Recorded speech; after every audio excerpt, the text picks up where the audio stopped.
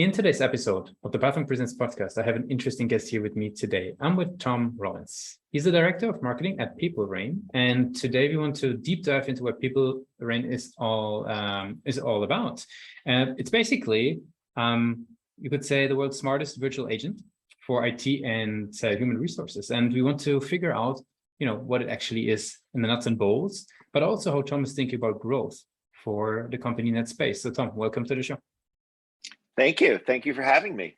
Of course, yeah. So maybe give us a quick overview in your own words. What is PeopleReign all about? Sure. So at its simplest level, PeopleReign is the conversational AI platform that automates the resolution of IT and HR issues for employees. And that's kind of a simple statement. And if you kind of start peeling away the layers a little bit, we really differentiate from others because we're the only ones in the industry that owns the life cycle of service requests with applications and automated machine learning that extends beyond chatbots.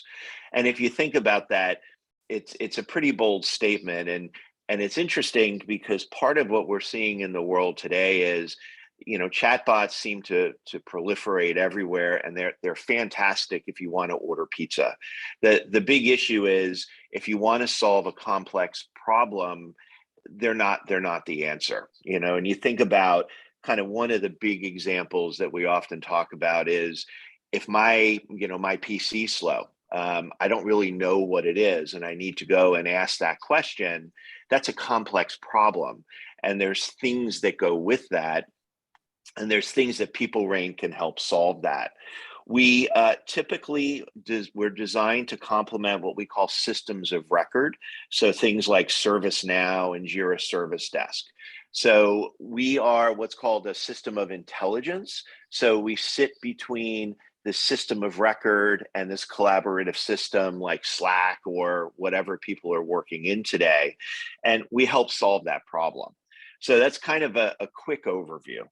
Yeah, no, very cool. No, I think the example that you made that, once you get into a complex problem, it's actually quite interesting. We had the conversation on the podcast recently that if you want to solve a problem, you kind of very often have to know the answer to use chatbots, probably in order to guide them to write the right commands and everything. So maybe tell us a little bit about what organizations do typically use PeopleReign? Like, in which sort of environments does it thrive? No, that's a great question. So we typically find geographically distributed organizations, 5,000 employees and greater, are our best customers. And part of that is that we speak about 27 languages out of the box. So realistically, as a geographically distributed company, you could have all sorts of issues. Somebody who's in China, they may only have a help desk person for an hour or two, so they've got to get that. With our system, you can switch back and forth between languages, which makes it super important. The other is, to your point, we really are focused on not only the simple, the complex questions, but the simple questions. So we found that help desks with 5,000 employees and greater tend to be our ideal sweet spot. We have some that are larger and some that are smaller. But it really is about being able to solve that problem and then being able to be geographically dispersed, right? Because a lot of times those organizations know I need to call into the help desk, and we've all worked in large companies, having been at Microsoft for 10 years, I pick up the phone, company's going to spend, 20, 25 bucks just to have me hang on the call to talk to someone, let alone all the productivity times that I've lost. So we tend to find being able to plug into the systems of collaboration.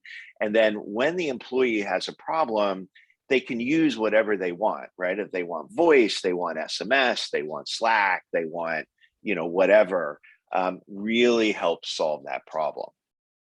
That makes a lot of sense. Who would you say within those organizations is typically the champion for the product? Does it come from a support side? Does it come from the product or tech side? Like, who's bringing in PeopleReign typically?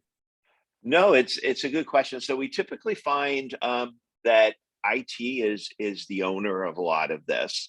And it's important to understand that kind of IT and HR, you tend to work together, right? So if I have a help desk question, like how do I update my 401k, that could be an HR question. We tend to see IT, and then within the IT organization, there tends to be what we call in our personas a service delivery leader. This is the CIO, one or two levels down, but underneath them, you have someone who owns the help desk. And then you usually have someone who's the metrics owner. So they may own, ServiceNow, they own kind of all the metrics that goes with that. Our typical champion is one of those three. And it's someone who's really starting to look at what are the big issues. They're concerned about mean time to resolution. They're concerned about employee experience. They're concerned about, solving the problems that are there. The other part is they're also concerned on the help desk side of how do you bring on a new help desk person? And that's a lot of what we see. So if I hired you today to work on my help desk, it might take you a month or two, right? So with systems like PeopleReign, we provide a bunch of opportunities. So one, there's none of this, well, let me get back to you while I research this issue for the next 10 weeks, or I talk to 3 different people. We as the system can help you find the answer, and it also will help you solve that. So if you think about it, we help kind of all 3 of those, and we tend to see a lot of people interested as championing us within that. Awesome. Very cool. That gives us a good picture, sort of, how the product is being used. Now, how do people learn about PeopleReign? Like, what are sort of the client acquisition channels that you guys leverage? No, it's a good question. So we came out of stealth mode about 6 months ago, and we've been actively pushing out. A lot of what we're seeing is, as a lot of startups would say, is we see inbound interest because we are different. We see a lot of referrals from existing customers and people that move. We work closely with our sales team on making sure that we're targeting accounts and we're doing traditional ABM. From a marketing perspective, which is what I care about, obviously, is a lot of social. We're doing a lot of market education because if you think about it, chatbots, I think everyone listening would know chatbots are like a thing that's known, right? Everybody knows about it. And some have good experiences, some have bad experiences. So we focus a lot on education and kind of the why we're differentiated. And a lot of that comes with broad reach education. So things from a marketing side like infographics, short videos, getting that out. That'll often bring inbound interest into the site, and then coupled with our sales folks doing outreach and giving them activity, it allows kind of the pipeline to grow. Makes sense. You mentioned the website just there. Like, how do you think about the website? Like, what role does it play in the journey? And where do you maybe see major strength versus sort of, maybe room for even further development and improvement for the website? Yeah, no, our website is incredibly important, and we are starting to grow that substantially. So part of what we do on the marketing side is we're constantly testing message, and every marketer out there, if you're not living in kind of an agile world and you're not testing and changing messaging constantly, you're missing a huge opportunity. So based on that and what we see on our site, we could see a lot of traffic either growing or not. And then within that, we use it as an opportunity to drive people into hopefully free resources, which is our market education, or gated resources. Like everyone else, I stay awake at night, and what keeps me up on our website is the traffic enough? Are people going into the right channels? Do I see people come across the site? I mean, I stress about every person that comes to the site and then bounces off, and we try to figure out, why did you bounce off? The marketing team and I look at that super closely, weekly, to try to figure out what we can do to adjust the site.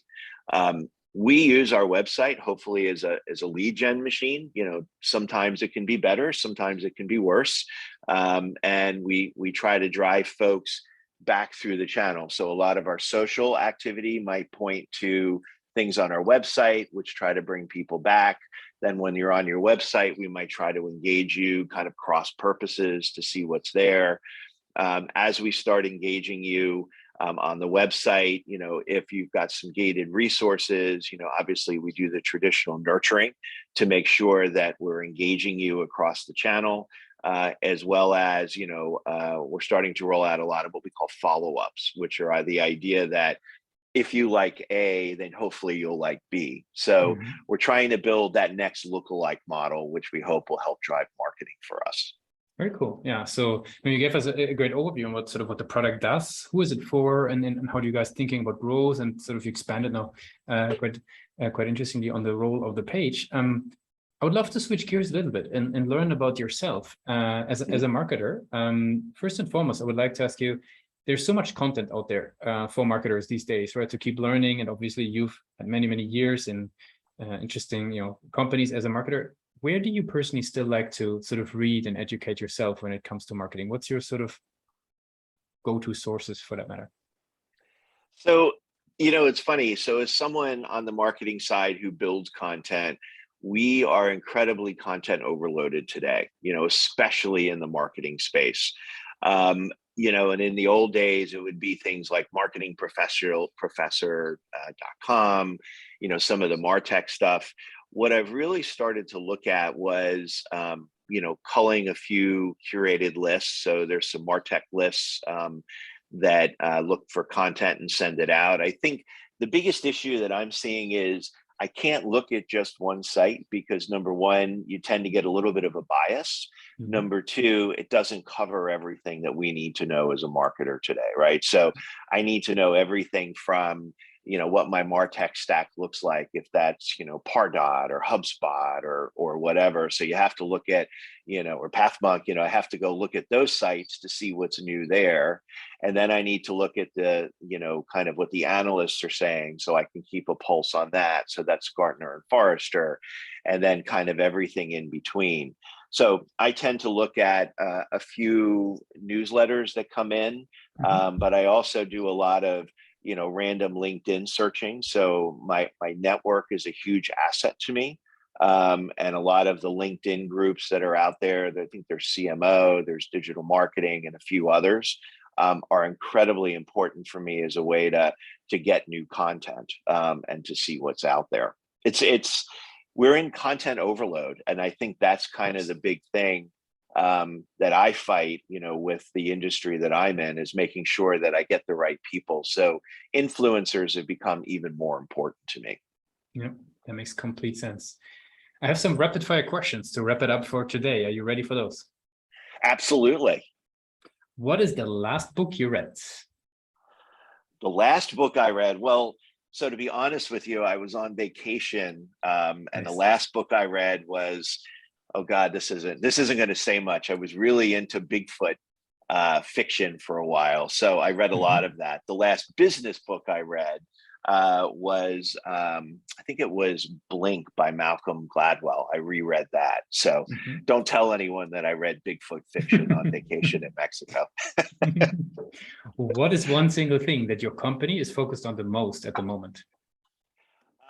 Returning an hour a day to the next billion employees, providing you more productivity back, which is going to provide value to your company, give you an opportunity to go spend more time with your family, do other things. So we believe that what we're doing will provide that hour back to folks for the next billion employees. Very cool. For the very last question, right, I would basically ask you to do a little bit of time travel with me. We go to your very first role in marketing, right, that you ever joined in. I mean, you mentioned actually you've been with Microsoft for a while, but more sort of, if I'm not mistaken, on the developer audience side, and then grew into marketing. What's the one advice you would give yourself for your journey in marketing? Embrace the agile style and realize that change is constant. And that's something that a younger me wasn't that good at. So as you said, I was a developer, right? And developers, we solve problems one way. But what I've learned over my career is be agile, realize that change is constant, and then within that change, embrace it, and then learn that you're going to make mistakes, and that don't do the things that were mistakes, and try to continue to grow from those. Very, very cool, Thom. I really appreciate you joined Pathmark with us today. I want to give you the very last word. If somebody would be forgetting all that we discussed about PeopleReign, what's the one thing that they should remember? The easiest thing is just come over to our website, PeopleReign.io. Spend a few minutes looking around, and if you're interested, obviously click on contact us, or let's schedule a demo. That's the easiest way to learn more about us. Cool. Thanks a lot for being a guest on Pathmark Presents. Thank you.